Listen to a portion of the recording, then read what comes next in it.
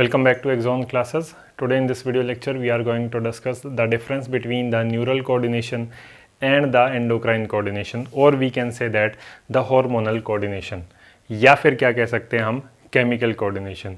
तो इन दोनों के बीच में डिफरेंसेस को समझने से पहले हमें ये समझना पड़ेगा कि आखिरकार कोऑर्डिनेशन क्या होता है। जब दो या दो से ज़्यादा ऑर्गन्स मिलके किसी भी एक पर्टिकुलर फंक्शन को परफॉर्म करते हैं तो उस प्रोसेस को हम कोऑर्डिनेशन कहते हैं। से फॉर एग्जांपल जब हम रनिंग करते हैं तो उस केस में काफ़ी ऑर्गन्स एक साथ आके मिलके काम करते हैं और वो रनिंग को पॉसिबल कर पाते हैं। जैसे कि हम रनिंग करते हैं तो हम क्या देखते हैं कि हमारे जो लेग्स है वो फास्ट मूवमेंट करना शुरू करते हैं, उन्हीं के साथ हाथ भी जल्दी जल्दी मूव करना शुरू कर देते हैं। साथ ही साथ जो हमारे स्वेट ग्लैंड है वहाँ से पसीना रिलीज़ होना शुरू हो जाता है। हमारे अंदर जो सांस लेने की प्रक्रिया है, जैसे ब्रीथिंग कहते हैं जिसे हम, वो फास्ट हो जाती है। ब्रीथिंग फास्ट होने के साथ साथ जो रेस्पिरेशन है, that is rate of breakdown of the food in order to obtain energy, वो भी फास्ट हो जाता है। राइट ये जो सारे जो स्टेप्स हैं जो कि रनिंग को फैसिलिटेट करवाते हैं, या फिर जब हम ये कह सकते हैं कि जब दो या दो से ज़्यादा ऑर्गन एक साथ मिलकर काम करते हैं तो उस प्रोसेस को हम कहते हैं कोऑर्डिनेशन। कोऑर्डिनेशन का एक और बेहतरीन एग्जांपल है, जैसे भी आप कोई भी आपका फेवरेट फूड को आप देखते हैं तो इंस्टेंटली आपकी आइज़ उसे देखने का काम करती हैं। जैसे ही आप उन्हें देखते हैं तो वैसे ही माउथ के अंदर स्लाइवेशन शुरू हो जाता है, दैट इज़ स्लाइवा रिलीज़ होना शुरू हो जाता है। उसके बाद क्या होता है कि जब आप उस फूड को इनटेक करते हो तो आपके स्टमक तक पहुंचता है, वहाँ डाइजेशन शुरू होता है। डाइजेशन के बाद एब्जॉर्प्शन शुरू हो जाता है और जो वेस्ट मटेरियल बच जाता है उसका एजेशन हो जाता है, एक्सक्रीशन हो जाता है। तो ये जो सारी चीज़ें क्या हैं, कोऑर्डिनेशन कहलाती हैं। अब जो कोऑर्डिनेशन को कैरिड आउट करवाने के लिए हमारे बॉडी के अंदर दो सिस्टम्स प्रेजेंट हैं। First one is known as neural coordination and another one is chemical coordination. अब हम इन दोनों के बीच में डिफरेंसेस को समझने की कोशिश करते हैं। First of all, that is in neural coordination the information is pass as electrical impulse along the nerve fibre. जो बेसिक जो फंक्शनल यूनिट होती है न्यूरल कोऑर्डिनेशन का, वो होता है न्यूरॉन सेल। न्यूरॉन्स को हम जानते हैं, न्यूरॉन्स की कुछ ऐसी स्ट्रक्चर्स रहती है। तो ये नर्व फाइबर का फॉर्मेशन होता है और यहाँ पे नर्व एंडिंग का फॉर्मेशन हो जाता है, राइट, लाइक दिस, ठीक है। और यहाँ पे डेंड्राइट्स प्रेजेंट होती हैं जो कि नर्व इम्पल्स को रिसीव करती हैं, और ये क्या कहलाती है, हमारी नर्व फाइबर। और नर्व फाइबर्स तुम्हारा क्या रहता है, कवर्ड रहता है माइलिन शीट से। तो ये जो नर्व इम्पल्स है, that is information is pass as electrical impulse in case of nerve fibre, it consist of neuron. जो ये जो सेगमेंट है इसे हम कहते हैं नर्व फाइबर।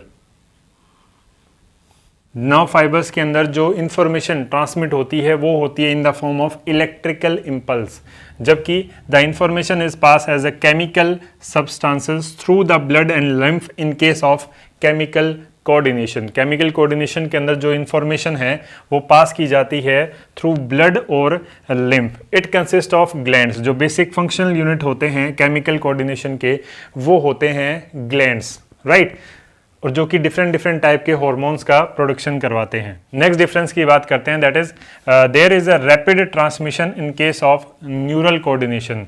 कि जो नर्व फाइबर के अंदर जो इन्फॉर्मेशन है वो ट्रांसमिट होती है, वो होती है in the form of electrical impulse. और हमें ये पता है कि इलेक्ट्रिकल इम्पल्स हमेशा फास्ट होते हैं as comparison to that of your chemical impulse. तो इसलिए क्या है कि there is a slow transmission in case of our chemical coordination.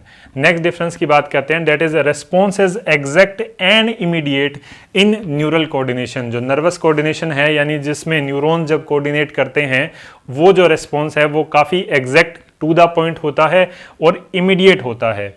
जबकि जो response is usually wide spread का मतलब throughout the body generate किया जाता है, एंड यूजली स्लो होता है।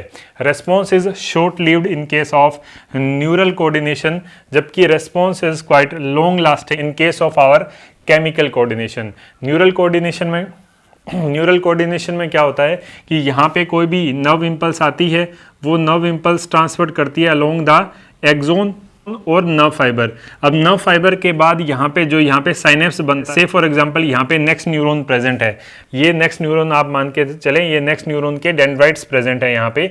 तो यहाँ पे जो सिग्नल ट्रांसमिट होता है वो होता है in the form of neurotransmitters, right. तो वो न्यूरोट्रांसमीटर्स जो हैं वो काफ़ी शॉर्ट लिव्ड होते हैं। जैसे ही इस नर्व एंडिंग ने इस डेंड्राइट्स तक दोबारा जो सिग्नल पहुंचा दिया, उसके बाद जो न्यूरोट्रांसमीटर हैं या तो वो क्या कर लिए जाएंगे, रीअब्जॉर्ब कर लिए जाते हैं या फिर क्या कर दिए जाते हैं, डिग्रेड कर दिए जाते हैं। इसलिए जो रेस्पॉन्स है वो शॉर्ट लिव्ड होता है in case of our neural coordination. Next बात करते हैं that it can not affect the growth, यानी जो न्यूरल कोऑर्डिनेशन है वो ग्रोथ को कोई इफेक्ट नहीं करता, जबकि केमिकल कोऑर्डिनेशन के अंदर हार्मोन्स आ जाते हैं जो कि ग्रोथ को अफेक्ट करते हैं। द टारगेट ऑर्गन में भी लंग्स, ग्लैंड, लीवर, किडनी, जो कोई भी हो सकता है। नेक्स्ट न्यूरॉन भी हो सकता है, जैसा कि हमने अभी देखा था थोड़ी देर पहले। जबकि जो टारगेट ऑर्गन है वो स्पेसिफिक रिसेप्टर प्रेजेंट होंगे। वो रिसेप्टर दोनों ही टाइप के हो सकते हैं, वो एक्स्ट्रा सेलुलर रिसेप्टर भी हो सकते हैं या फिर क्या कह सकते हैं, सेल सरफेस रिसेप्टर भी हो सकते हैं। और वो रिसेप्टर क्या हैं, वो न्यूक्लियस या फिर साइटोप्लाज्म के अंदर भी प्रेजेंट हो सकते हैं। लास्ट डिफरेंस की तरफ बढ़ते हैं, that is neural coordination can be modified by learning from the previous experiences. जो प्रीवियस एक्सपीरियंसेस को इनकॉर्पोरेट करके न्यूरल कोऑर्डिनेशन को मॉडिफाई किया जा सकता है या फिर क्या कह सकते हैं, चेंज किया जा सकता है। जबकि chemical coordination can not be modified by learning from the previous experiences. I hope अब डिफरेंसेस क्लियर हो गए होंगे। If you like the video then please do hit the like button and subscribe to our channel for more updates. Thank you so much.